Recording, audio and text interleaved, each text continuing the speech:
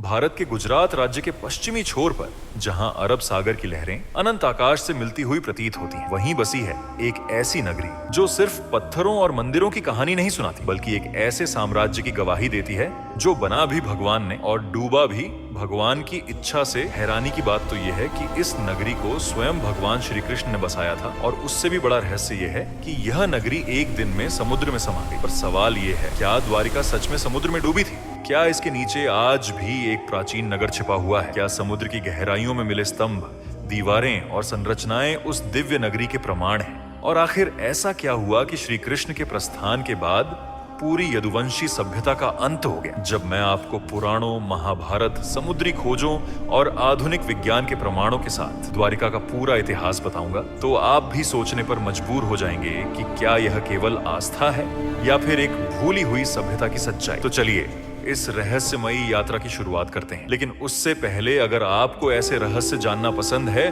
तो कमेंट में जय श्री कृष्ण जरूर लिखें। द्वारिका की स्थापना मथुरा से समुद्र तक। महाभारत के अनुसार जब श्री कृष्ण ने कंस का वध किया, तब मथुरा पर बार बार मगध के राजा जरासंध ने आक्रमण करना शुरू कर दिया। लगातार 17 बार युद्ध होने के बाद कृष्ण ने समझ लिया कि मथुरा की रक्षा करना कठिन होता जा रहा है। तब उन्होंने एक ऐसा निर्णय लिया जिसने इतिहास की दिशा बदल दी। भगवान श्री कृष्ण ने समुद्र देव से भूमि मांगी। कहा जाता है कि समुद्र ने 12 योजन भूमि प्रदान की और विश्वकर्मा ने उस भूमि पर एक अद्भुत स्वर्णिम नगरी का निर्माण किया। यह थी द्वारिका, जिसका अर्थ है द्वारों की नगरी। कहा जाता है कि इस नगरी में 9 लाख से अधिक राजमहल थे। हर महल स्वर्ण, रत्नों और क्रिस्टल से सुसज्जित था। सड़कों पर चांदी की परतें थीं। नगर के चारों ओर मजबूत किलेबंदी और समुद्री सुरक्षा व्यवस्था थी। लेकिन मित्रों, यह केवल पौराणिक कथा नहीं है। क्या समुद्र के नीचे छिपी है प्राचीन द्वारिका?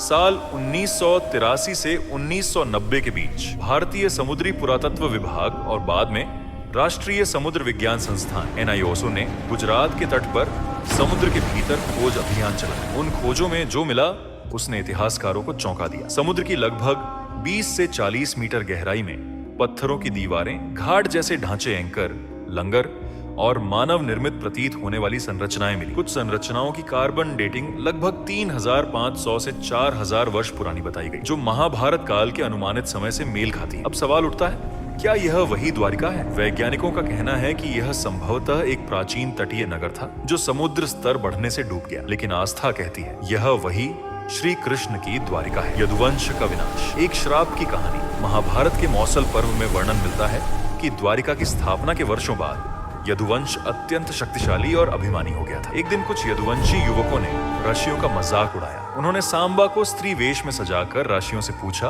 बताइए इसके गर्भ में क्या है?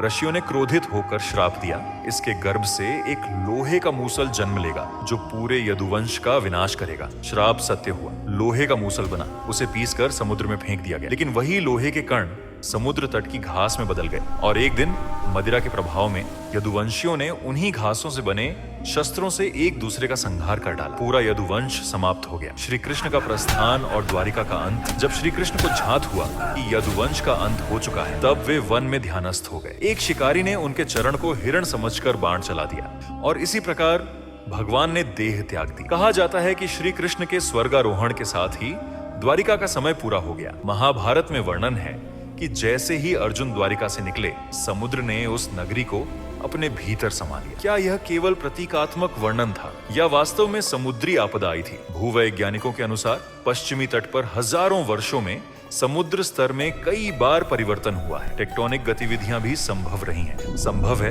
कि किसी प्राकृतिक आपदा के कारण तटीय नगर जलमग्न हो गया हो। लेकिन आस्था कहती है यह भगवान की लीला थी। आज द्वारिका केवल एक धार्मिक स्थल नहीं, यह इतिहास, पुराण, समुद्री पुरातत्व और रहस्य का संगम है। यह वह स्थान है जहाँ भगवान विष्णु के अवतार ने एक आदर्श राज्य बसाया, जहाँ राजनीति, धर्म, युद्ध और दर्शन का संगम हुआ और जहाँ से एक संपूर्ण युग का अंत हुआ। आज भी जब अरब सागर की लहरें द्वारिका के तट से टकराती हैं, तो ऐसा लगता है मानो वे उस डूबी हुई नगरी की कहानी सुना रही है। शायद द्वारिका हमें यह सिखाती है कि चाहे साम्राज्य कितना भी महान क्यों ना हो, समय और प्रकृति के सामने सब कुछ क्षणभंगुर है। अगर आपको यह डॉक्यूमेंट्री शैली की कहानी पसंद आई तो कमेंट में जय द्वारिकाधीश जरूर लिखें। और अगली वीडियो में हम जानेंगे सोमनाथ मंदिर के उन रहस्यों को जिसे 17 बार तोड़ा गया, लेकिन जिसकी आस्था कभी नहीं टूटी। धन्यवाद।